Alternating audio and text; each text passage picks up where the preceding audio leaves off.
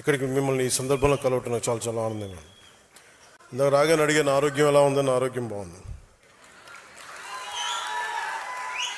చెప్పాలి కదా నాకు, అంటే ఆరోగ్యం ఎలా ఉంది ఇవన్నీ అంటే కారణాలు ఏంటి అని అంటుండే, మన వాళ్ళు ప్రేమతోటి నా భుజాలు లాగేశారు.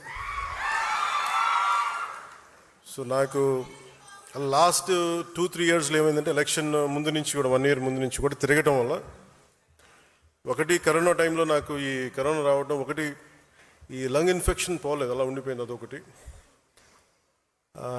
తర్వాత ఈ దుమ్ము ధూళిలో తిరగటం వల్ల అది లోపల ఒక ఈ సైనస్ ప్రాంతాల్లో చాలా కరుడుగా హార్డ్ అయిపోయింది, ఆ డస్ట్ బాల్ అయిపోయింది. అందుకని ఇక్కడ వాచిపోయేది, నాకు అర్థమైంది కదా చాలా కాలం. ఆ తర్వాత ఇంకా ఒక సైడ్ ఒక రోజు సడన్గా ఈ ఎడ్జ్ మన ఏమంటుందని ఎక్స్టెండెడ్ విజన్ కనిపించలేదు ఒకరోజు. సో అందుకని అన్ని ప్రోగ్రామ్స్ మన అంజుబాబు గారి భీమవరంలో ప్రోగ్రామ్ ఉన్నా కానీ క్యాన్సిల్ చేసి హైదరాబాద్ తిరిగి రావడానికి దాదాపు 1 నెల పట్టింది రావడానికి. అలాగే మిగతా వచ్చాం కదా అని చెప్పి ఏంటంటే ఇబ్బందులు ఉన్నాయి అన్నీ చేయించుకుంటే ఈ 2 భుజాల మధ్య కూడా టేర్ వచ్చేసింది.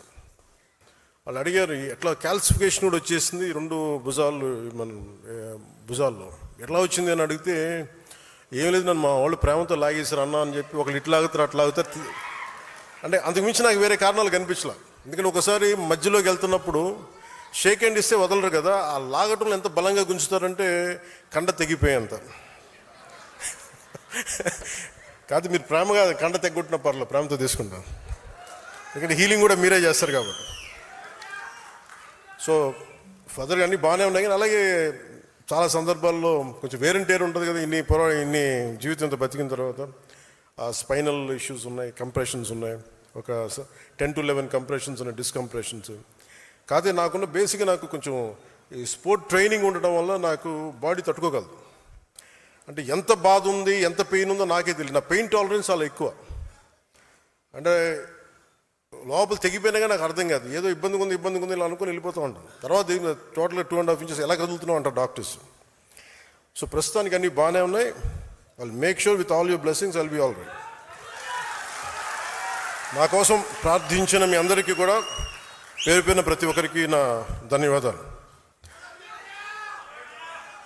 మీరు కాకపోతే ఇంకెవరిని ప్రేమిస్తాను నేను. అలాగే దీని తర్వాత అంటే కొంచెం ఒక 4 అంశాల మీద మాట్లాడుతాను. ఒకటి పార్టీ స్ట్రక్చర్ మీద, ఒక పుష్కర కాలం